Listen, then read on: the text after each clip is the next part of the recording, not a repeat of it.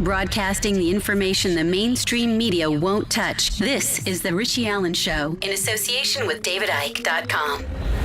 So delighted that our next guest is standing by. She's in Stockport in Greater Manchester. She might be a fish out of water there, depending on what sort of climate she's used to, because it isn't exactly nice in Greater Manchester at this time of the year.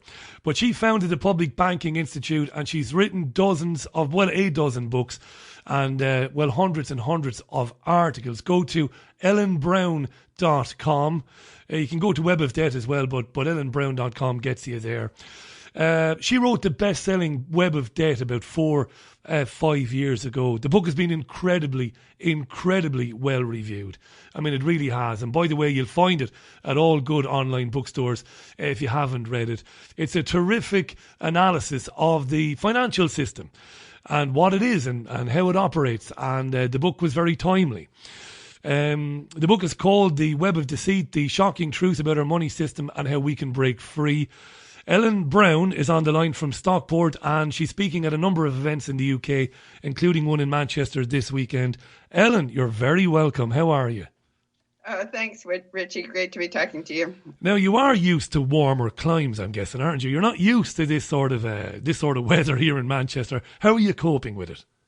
Well, actually, I just came from Iceland, where I did a presentation on public banking.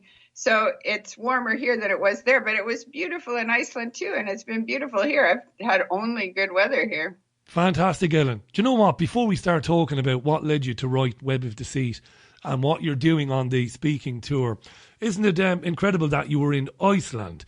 Now, those of us who use social media and who use the internet, we come across all these stories about how the Icelandics knew what they were doing. They put the bankers in jail, kicked out the evil bankers, and they bailed out the people. Before we start talking about your background, did they do that? Is that what really happened in Iceland? No, unfortunately it didn't. They had a brilliant pots and pans revolution where they went so far as to rewrite the Constitution, and it passed by a referendum, a popular referendum. And the legislature did not ratify it, so it hasn't happened yet. So they're a bit disappointed in the results, that they have a different government, but it's still a conservative government, and they haven't really. The banks were nationalized right up till 2003. And as soon as they were privatized, like 5 years later, they managed to crash the whole system, not only for Iceland, but they were the first domino to fall for all of Europe. So they crashed the whole European system. And wouldn't you think that the logical reaction would be, well, let's go back to public ownership of these banks? But it's not what they're doing. The banks are currently nationalized, but it's for the purpose of cleaning them up with taxpayer money. And then when they're all back in shape, they're plan to privatize them again. So that's a political issue right now. And that was the hope was that, or it is being proposed in the legislature that one of the banks, the Landsbanki, I guess it's called, that it remains a publicly owned bank serving the public interest, not just cleaned up and turned back to the private sector. Do you know what, Ellen? You've perfectly described what the Chancellor of the Exchequer in the United Kingdom has been doing, George Osborne. I have said on this programme, and I'm nobody special, I'm just a presenter who has an opinion. It's not always an informed opinion, I'm the first to admit that.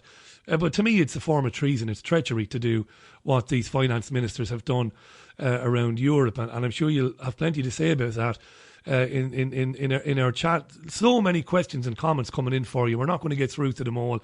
I want to hear about you and I want to talk about you. We won't get bogged down with too many questions. I think I'll be asking the bulk of the questions anyway. Your interest in this, reading about you on your own website, Ellen, was informed by travelling in the third world. Talk to us about that.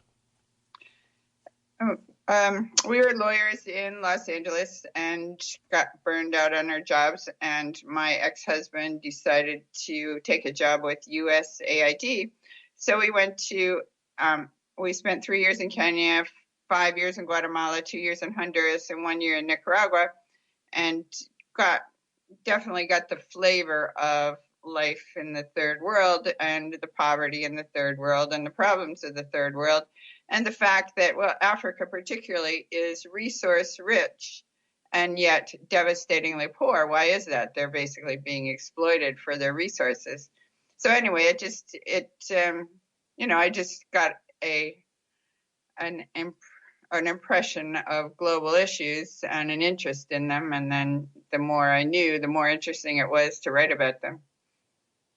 We've spoken many times with a man whom I'm sure you've come across over the years, John Perkins, who talks about his time working with shadowy elements of the US government, working with unsavoury characters in the third world, particularly in Central America, getting these countries up to their necks in debt, and then siphoning off the real wealth in those countries. Did you get a sense of that, Ellen, when you were travelling in the third world, particularly in Central America? Well, I was actually writing while my ex-husband was busy working, so I wasn't immediately involved in politics or banking. But you certainly got the sense that there was something terribly unfair going on here, that the people were definitely being deprived of their own resources and their own a beautiful country, beautiful potential, and yet people were starving, or at least living very poorly. Yeah, it's a story that we're still telling today. Now we're going to talk about the web of debt and what led up to you writing that book, which I confess I haven't read. I have a copy of it on order though. The issue is something I've made myself familiar with over the years, presenting programs like this. When did you kind of understand, Ellen, how money comes into existence? When did that happen for you? What did you think when you started to learn what was going on? Was it something that you initially found difficult to believe or to accept? Tell us about that, you learning this. I actually learned that in the 1970s was when I wanted to be a writer before I was a lawyer. Right. When I realized that I couldn't support myself as a writer. But that was one of the things I was interested in writing about. But at the time, you just couldn't find the books. I'd form a theory in my head and I'd try to pursue it, and you'd have to go to the library, and you just couldn't get to the end of it. So I decided it was more than I could handle. But then after I came back to the U.S. and there was this explosion of the internet, suddenly you could find anything. All the information was available. You just had to formulate an idea, and sure enough, somebody would have written something on it.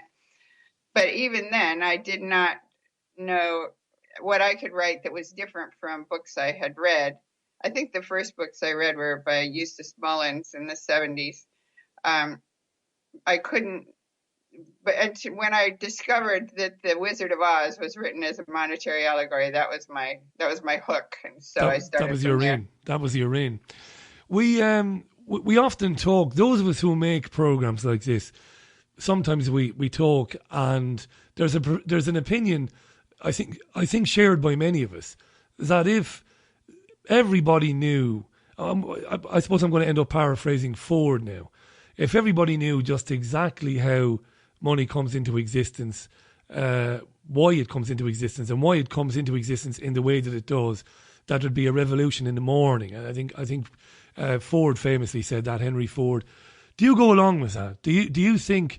I mean, you must do, because it's so important now in your life, that this is an issue, that it is central to changing the world that we live in and making it a fairer and a more just world.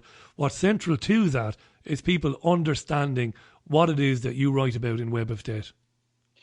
Exactly. It's a very difficult concept to get across, because most people we're all sort of programmed into believing that the government issues the money. You look at the coins in the paper dollar bill or paper bills, and you see pictures of presidents and kings and queens on them, and you assume it all comes from the government, but very little of it comes from the government. It's actually created by banks when they make loans, and this was recently acknowledged by the Bank of England itself, which said, contrary to popular belief, banks do not lend their deposits. They actually create deposits when they make loans. And the Bank of England went on to say that 97% of the money supply is created in this way.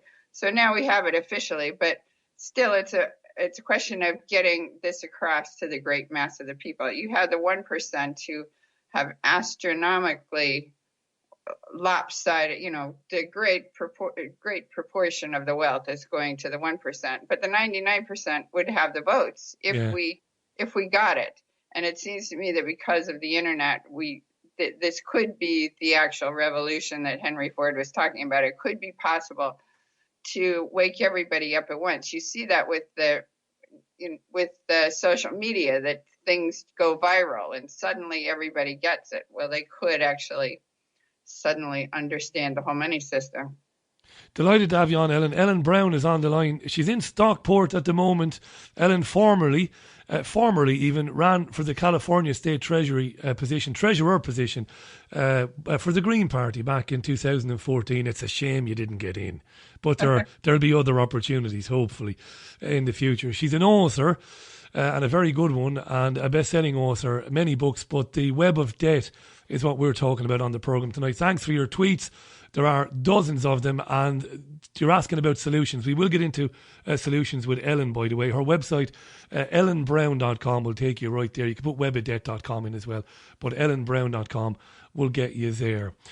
Ellen, we talk sometimes on the programme when I've got American guests on. I sometimes have historians on, and they talk about Woodrow Wilson signing the Federal Reserve Act and then lamenting that later on and saying that it might be, again to paraphrase him, it might be one of the greatest mistakes made by a US president. Why did he do it then, do you think, looking back? Did he believe it was a good thing to hand the US's money supply to a cartel of private banks? How could he later on say, well, gee, that was a bit silly, I shouldn't have done that? I've always wondered about that, and I'm sure you have as well.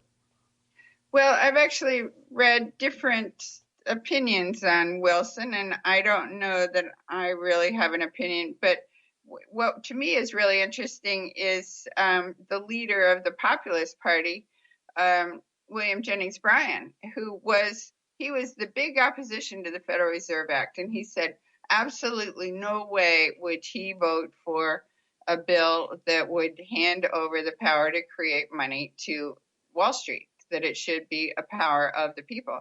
And then when they finally got the bill, he was celebrating. He said, at last, the people will be able to issue their own money. Will be in control of their own money, which wasn't true.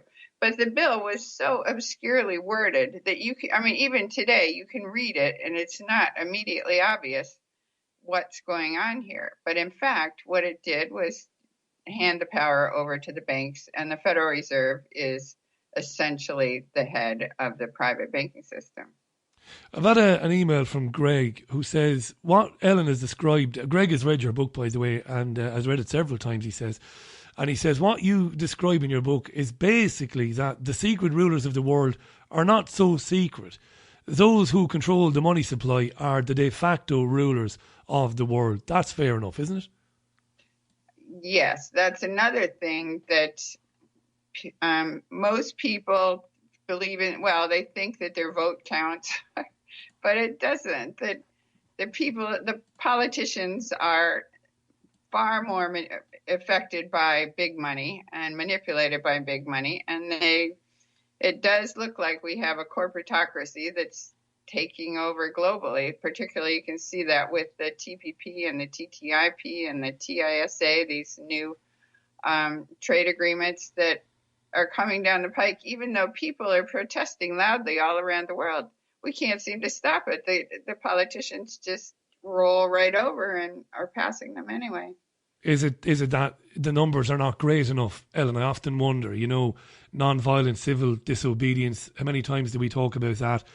I've played the Howard Zinn speech to death, about, conscientiously standing up to your government. It's the numbers I wonder about. Ian was on to ask this earlier on, in advance of you coming on. The United States had no central bank from post-Civil War times until the foundation of the Fed in 1913.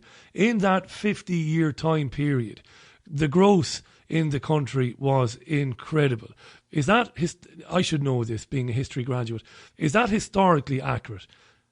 Well, there was definitely a huge growth during the Civil War period and immediately afterwards. That was when we had the Intercontinental Railroad that went all the way across the country. The education system, the higher education system was established, and that was the period when Lincoln issued greenbacks. In other words, just directly issued the money, which I think 40% of the money supply came from greenbacks, which is, if you added 40% to the money supply today, everybody would expect it to be hyperinflationary, but it wasn't. What it did was it funded all sorts of development, along with the North's participation and winning of the Civil War. But in 1873, silver was demonetized. So it used to be that gold and silver were accepted backing for banknotes, and then at that point only gold was the official currency, and so the money supply contracted, and also the greenbacks were not reissued. So that portion of the money supply contracted. So in the latter part of the 19th century, there was a Great Depression. And that's why you had this big populist movement where for the last 30 years, I think, at least the last 25 years of the 19th century, every year you had a political party that was quite strong that supported monetary reform. I mean, it's something that no political party even talks about today. No. But then that was a big issue. People understood that the money was coming from the banks. They were printing these banknotes, and when they were charged a tax for printing the banknotes, they got into this new system where they created the money as deposits. So they would just basically write it into your checkbook, and then we're trading. Of course, they didn't have digital. They didn't have online trading then, but they had the ability to transfer money just through the numbers without actually printing the bills. So they had a way of banks creating the money, and the populace understood all that. And in 1894, there was the first ever march on Washington in the hope of returning to the greenback system of Abraham Lincoln, which didn't work, but it made the news because this march went all the way from Ohio to Washington, D.C. So it's quite dramatic. And that was actually the basis for the Wizard of Oz, or the plot of the Wizard of Oz came from that. So that's why I actually wrote Web of Debt, and what I wove it around was the fact that we had a populist movement then among a rather enlightened populace, and that's what we need again today, and that today we might actually be able to pull it off because we have better communication, better networking than internet and social media. We certainly do. It's certainly more difficult for them, the big THEY, to prevent people like you now from getting your message across, which is fantastic. There's so many questions, so many interesting questions and points of view. Hugh Bertes, by the way, thanks for your tweet. He just tweeted a picture of the $1 bill and a picture of the Monopoly $1 bill.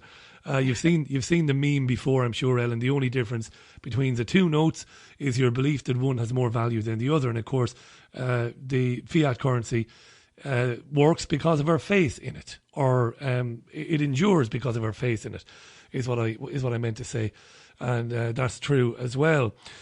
The post signing of the Federal Reserve Act 1929 Wall Street crash was manipulated, according to some of our listeners. Now, I've got very strong opinions on that. It was deliberate. What do you think, Ellen? Was it? Yes, it does seem to be, because for one thing, a number of insiders were tipped off and were told to sell.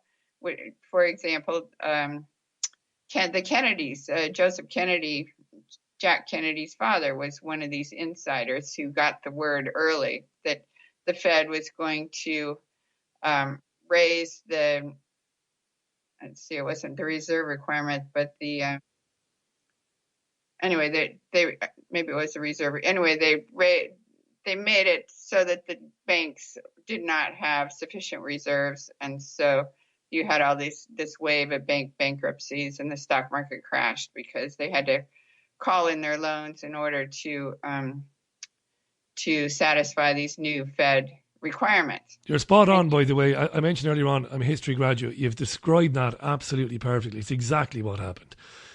Capital wasn't available to businesses, and businesses that were operating week to week in debt but managing to survive, all of a sudden were told the plug was being pulled. You're absolutely right. Yeah, and you could say that the same thing has happened, that the Fed has been responsible for a number of such crashes. For example, in 1980, Paul Volcker put their interest rate up to 20%, and that was responsible for the collapse of the Savings and Loan Society, or I guess they're called Society of Savings and Loans, anyway, that had made 30-year mortgages at 5%, and they were lending long, borrowing short, and suddenly they couldn't borrow for less than 5%, so they couldn't make any money on their loans, and they went bankrupt. That's exactly right, and that's what we saw. I'm kind of glad you gave that answer, because it's exactly what I've always thought and what I've been saying over the years. We've got Ellen Brown on the line. Go to ellenbrown.com. She's in Manchester. We're going to talk about that shortly and about solutions to this. Ellen is a terrific writer, public speaker, broadcaster as well. On ellenbrown.com, links to absolutely massive amounts of articles, very well written articles, it must be said too, talking about this particular subject, big finance, geopolitical finance, and what's really going on. It's absolutely terrific. Ellen, the inevitable, because of the programme you're on, the inevitable name that's coming up is the Rothschild family, but it's not just the Rothschilds, the families who've owned the banks for the generations. People will always say that this has always been the way to preserve the preeminence of these families and the status of these families. Do you go along with this? Well, there certainly are big. I try not to get into that. I'm now the head of the Public Banking Institute, and I've been I have the anyway. I try not to go there, so I'd rather not, if you don't mind. But I definitely have well, you could just tell from the cover of my book, I have a definite image in my head that we are being parasitized. There is this great parasite that is sucking the vitality out of the economy, and if we could get rid of that parasite, we would be back to we could have it all. In other words, we could be printing the money to do all those things that people expect government to do, and that our governments keep saying, well, we don't have the money because we have to get it from taxes. Well, where do you think the taxes come from? You've got to put it out there before you can pull it back. And if all the money is coming from loans, which originate with banks, and if the bank always requires more money to be paid back than they even put out there in the first place, then, I mean, I'll get arguments on that too, but I still think that holds. And if all money is created as a loan, in order for those loans to be paid back, you've got to have everybody who receives the money put it back into the economy, and they don't. People save money, people reinvest it, they relend it, they put it in offshore tax havens. So there's never enough money out there, and that's why we are always struggling for money. And that's the way the bankers like it, because if we don't have enough money, we have to borrow from the banks. So the banks get richer and we get poorer. England actually had something equivalent to the greenback in during World War I, when they the central bank ran out of gold, and there was a bank holiday where they closed the banks for 3 days. And when they opened it back up, they were printing the Bradbury pound, which was just a note issued by the Treasury. And everybody accepted this. It worked perfectly well. But when the bankers, it worked until the bankers, whoever that may have been, informed the government, you've got to stop doing this, just printing the money. Why? Because the bankers want I mean, it serves their interests that we can only get money from them, and that we have to pay them a tidy tribute for this benefit. So if we could get rid of that system, if we could issue our own money, I think it's perfectly fine. That money reformers argue about whether, some money reformers say, well, banks are creating the money and we should prevent that by having all money issued by a monetary authority at the top. But to me, that's too radical of a change, and it's too unwieldy and too federally dominated. So I think it's more workable to keep the system we have, where banks create the money, but we should own the banks. Absolutely right. Yeah. As Michael Hudson said in his latest book called, anyway, as he said in his latest book, if we don't own the banks will own us. And that's the situation that we're in right now. 100% and it's easily right. fixed if we can just get people to understand it. It wasn't too strong an accusation when I called the finance ministers treacherous. It is treason. Isn't it treason to sell a state asset for far less than it's worth to your friends in the city, particularly when it's something as important as a bank? It's treachery, isn't it, Ellen? Well, yep.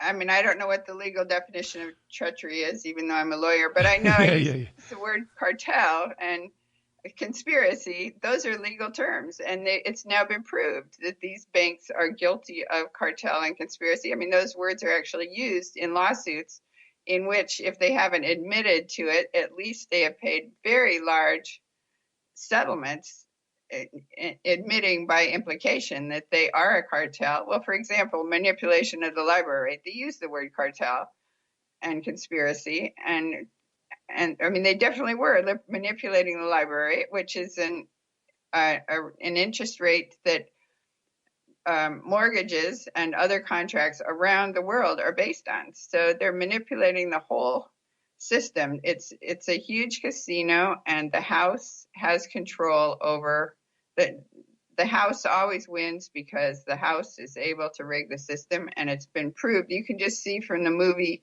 The Big Short, they are manipulating the system. They're not only capable of it, they are guilty of it, and they've been proven guilty. They've been caught red-handed. Yeah, you're absolutely right. A friend of mine, knowing you were coming on today, wanted me to put this to you.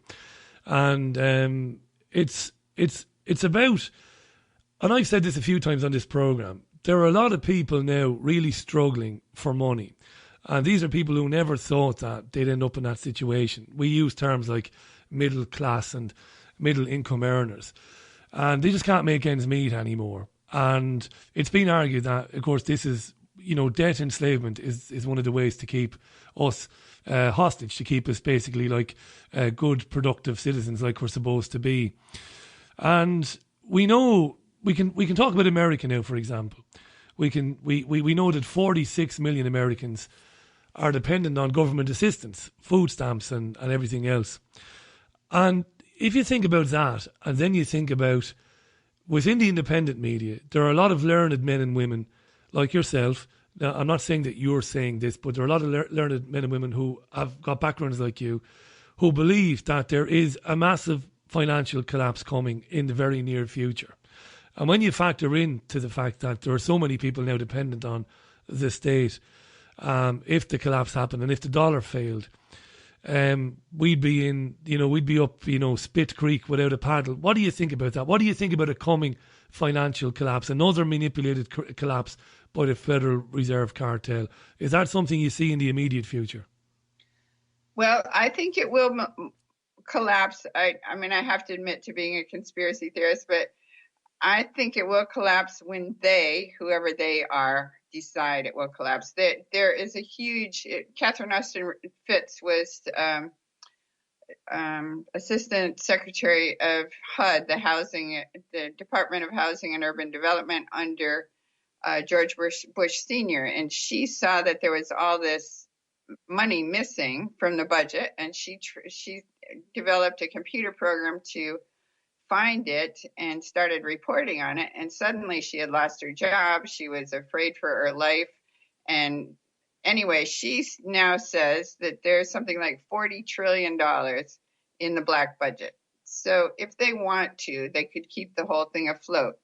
But you can see historically for the last 300 years, every time there's a collapse, the banks foreclose on the properties and they wind up with the property.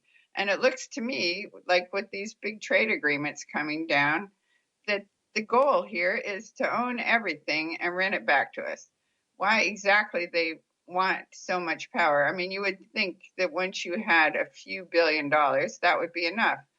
But it's not about money. It seems to be about power. Here's something for you now, Ellen Brown. Here's something for you. Professor Alex Scott Samuel of Liverpool University, he heads up their social health department. He's a PhD, very, very popular guy, and also a qualified doctor. On a recent programme with me, he said that what this is really all about, and I got the impression, Ellen, that he didn't actually ever expect that he would be saying it out loud. He said, what this is really all about, it's about social cleansing. And we don't mean getting the poor out of sight and out of mind. He meant getting rid of them. And pressed on it, he nearly went as far as to say that it's ultimately about getting rid of lots of us. There's a depopulation agenda going on, and that's where a lot of this ends up. Now, it's something I've looked into over the years, and it's something I have a lot of empathy with, that point of view. Never thought I'd hear a PhD from Liverpool University say it, but he did. They want rid of a lot of us. Mm-hmm. Well, I've read that too, and I don't discount it. I keep all those possibilities up in my head, and I'm always looking for evidence. But my real interest, you mentioned somebody was interested in solutions, and my real interest is how do we fix this thing? And it seems to me that, like you point out, education is the first thing. Or waking people up. If you had an explosion of people suddenly understanding what's really going on. Right now you have this great lower middle, you used to be middle class, now we're sinking into lower class, of people that are just struggling to get through their day and, get the kids off to school and pay the rent and so forth. And they're so exhausted by the time they get home that all they can do is turn on the TV and collapse. But if people got it all at once, then we could have a revolution. We could change the system. The next time it collapses, instead of letting the powers that be dictate what the next system is going to be, we need to decide what the next system is going to be. And there's a way to do it where, public banking, I think, is a major part of the solution, where we, the people, own this thing that creates the money. I mean, the vision I would have is rather like a great big computer in the sky. So we're all part of the cloud. And once you make your money, it goes up in the cloud, and there's no way that anybody else can touch it. It's just numbers up there, and they're your numbers. You made them, and that's your money. They're not going to take it in a bailout or a bail-in. And when people want to borrow, they are borrowing against their own account. So that's really what happens today. And then they jump through all these hoops where they make it look like the bank actually has the money, but the bank doesn't have the money. In fact, that's what happened in Iceland. What went wrong was that because they had such a limited banking system in Iceland, they were borrowing on the wholesale market abroad. So when that market collapsed, and they couldn't get the short-term funding that they needed for these massive long-term loans that they'd made. I mean, they were lending to everybody in sight. Then the whole system collapsed. But the banks are pretending to have money they don't have. So what they do is they borrow overnight, and then they give it back in the morning, and they borrow it again, and they keep borrowing it over and over to make it look like they've balanced their books. Well, forget about that whole scam, and let's just acknowledge that all they're doing is turning your promise to pay into money. That's what banks do. If you go to the grocer and try to pay with your own promise to pay, or at least my grocer, who doesn't know me, is not going to take it. But I can go to the bank and write out an IOU in the form of a mortgage or something that the banker knows how he's going to find me, and he's going to charge me a little interest, and he's going to, he knows he can attach my wages or whatever if I don't pay or take my house. So he's willing to turn my IOU into money. And that's what money is. And that's what banks do. So we can just have this one big system that's all sort of like Bitcoin, but not, I mean, I don't think Bitcoin is the answer, but the algorithm they use is really interesting. The possibility of connecting everybody just in the cloud so that you can pay for things with your cell phone and you can take out a loan against your own promise to pay or against your own future profits or future potential to pay. And the limit on what loan you get is whether you can convince some civil servants who their function is just to determine creditworthiness, to convince them that you're a credit-worthy risk, somebody local who knows you and knows your business and so forth. Anyway, I think we can redesign the system in a way that's very fair and that would open it up to all sorts of inventions. There are inventions that we know that are out there, like free energy and ways to clean up the ocean and new ways to do agriculture. Absolutely. All sorts of things that we could be putting money into, but we think we don't have the money, but we do have the money. We just have to, what is money but just an acknowledgement of services rendered to the community and payment for it. You know, it's like we don't have the thing that you want in exchange, so here's a little receipt and go out into the community and spend the receipt. That's what money is. Ellen, it's terrific having you on the programme. These are, you know, we love to do solutions, and these are very viable solutions. And incredibly, of course, what's even more remarkable is they're very, very, very simple and very doable solutions. But, you know, some of our listeners will say, it's fantastic this, but you've got to get over the hurdle of the ultimate gatekeepers of the system are the public figures, whether it be, you know, the people running the banks or whether it be as the men and women in Congress or in the Senate or in Parliament here. This is the thing, isn't it? This is where it begins and ends for people in terms of whether or not they're going to act. Well, how do we get beyond politics? How do we get beyond politicians? What's the simple answer to that, Ellen? Well, that we keep re-electing these people. And why do we? Because they own the media, and so they have managed to convince us of things that if we could take the lid off that and expose what's really going on. In other words, mass education, I think, the alternative media, such as your program, is the key in here. And I could envision just sort of a tsunami of everybody waking up, because that's the nature of this mass media that we now have, this social media and huge internet. I mean, I'm amazed myself that my own articles get so far, but it's because of the internet. That's right. It's because of the nature of Twitter and Facebook and this community. I think the independent media community, I think it's infinite. I wouldn't even begin to put a number on it.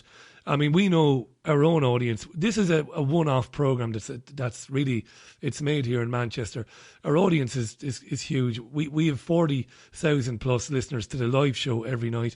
We're the most downloaded podcast in news and current affairs in the world on Podomatic. And it's just one tiny show. And there are thousands of them around the world with other presenters, men and women, talking about these things as well. Yes, they're not on your telly. You can't just switch on your TV to channel 102 and they're there. But as we're all moving online anyway, which is a bad thing in so many ways, but I'm not going to get into that now. But the upside of it is hopefully more and more people will be exposed to people like you because you're so credible, Ellen. This is the sickening thing about the media.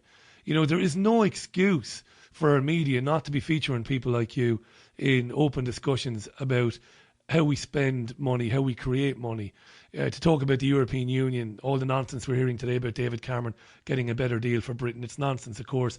They're drawing Britain closer and closer to the single political union and eventually to the monetary union. You're so credible. You know, it's a disgrace that people like you are not talking about the themes in your book, but hence I suppose that's why we exist, and we need to get better at what we do as programme producers to make sure that when you do come onto a programme like this, that you're not wasting your time, is that you're not speaking to one man and his dog. you know, that you're speaking to thousands of people, and that's kind of where we come in, really, you know. Are you looking forward to speaking in Manchester? Tell us about the speaking in Manchester the weekend. Where is it going to be, and can people turn up and see? I know there's other speakers as well. Yes, we'll be talking about these very issues, what Manchester can do and what England can do, or the UK can do, and what we can do generally to get back our money system. So it's at the Friends Meeting House in central Manchester. It starts at 10 a.m. on Saturday, and you can go to Eventbrite just look up public banking or banking in the public interest, and you should be able to find it. At Eventbrite, that's right. I'm actually just down the road in Sheffield on Saturday. Just down the road, I've got a thing to do in Sheffield. So tragically, and I mean that, because I would have loved to have come and said hello to you and met you, but maybe our paths will cross maybe further down the road. But I have no doubt that the event in Manchester will be incredibly well attended. Folks, do me a favour, go to ellenbrown.com. Check Ellen out there. There are links there to all her books, including the book we've been talking about, The Web of Debt, which is outstanding. I haven't read it. I'm not being facetious or disingenuous here, but I don't need to have read it because I know what she gets into in the book, and it's cutting edge stuff. It really is. It's brilliant. Ellen, thanks for sharing your time with us. Enjoy your stay in Manchester. I know you're in Stockport at the moment in Greater Manchester. It was a pleasure having you on, and you're always welcome back. Thank you. Oh, thank you. It's great talking to you. Brilliant stuff. Ellen Brown, bye for now. Ellen Brown in Stockport in Greater Manchester, originally from California. So I mentioned the weather earlier on, you know. Can't be nice when you're used to palm trees. Where palm trees grow and the rents are low, as Neil Diamond once sang. Showing my age now. Terrific woman, terrific stuff, great themes. I do agree with this. I've often spoken to David about this privately. If there was something you could wake the world up to, immediately, if you could just click your fingers and bang, the world would understand a single issue. Everybody says 9/11. No. The money supply. The money supply. The money supply.